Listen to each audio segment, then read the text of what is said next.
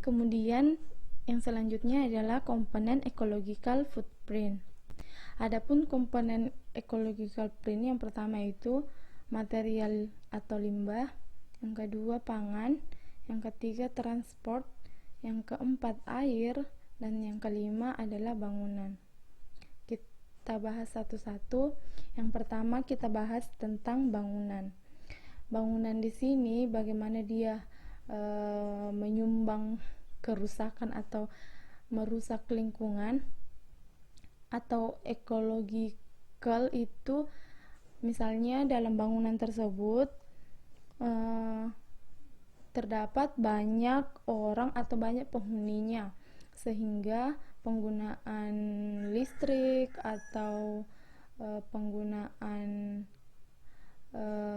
sampah limbah yang ada dalam bangunan tersebut menghasilkan banyak limbah atau pemakaian listrik. Misalnya seperti itu, misalnya di rumah susun.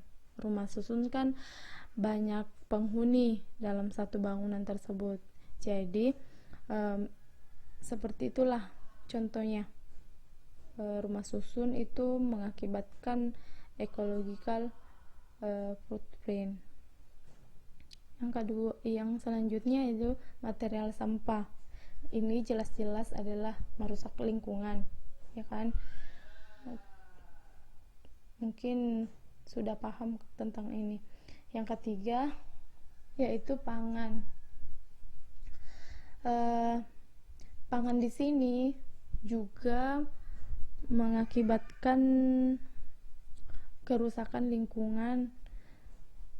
Misalnya saja padi itu menghasilkan emisi yang tinggi yang mengakibatkan juga pemanasan global. Kemudian transportasi, ini jelaslah polusi udaranya, bagaimana hasil gas dari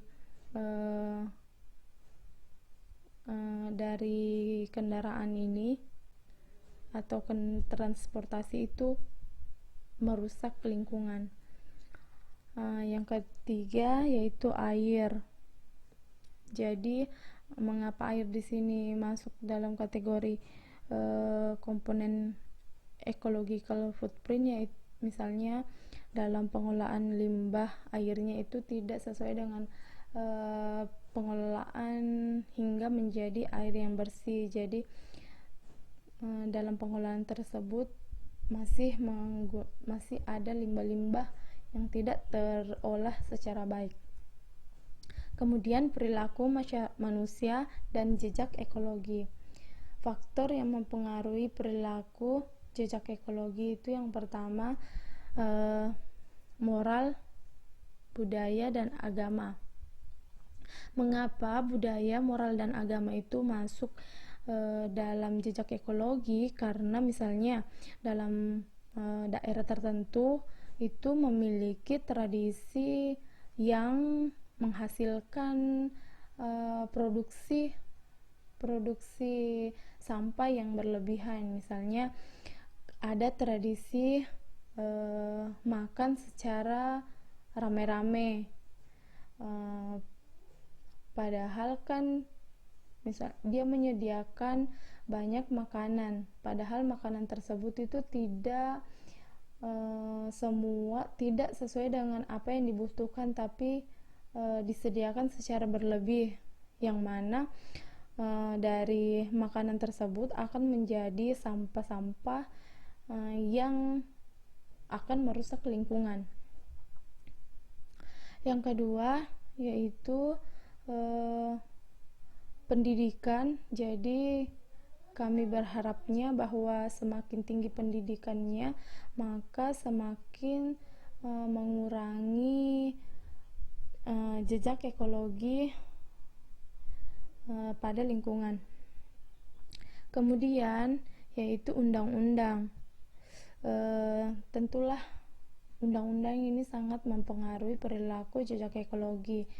Misalnya pemerintah yang diberikan kewenangan untuk membuat aturan-aturan, apakah dia mendukung atau wear terhadap pelestarian lingkungan, atau malah justru memberikan atau mengeluarkan aturan-aturan yang tidak ramah akan lingkungan. Yang keempat adalah harga pasar.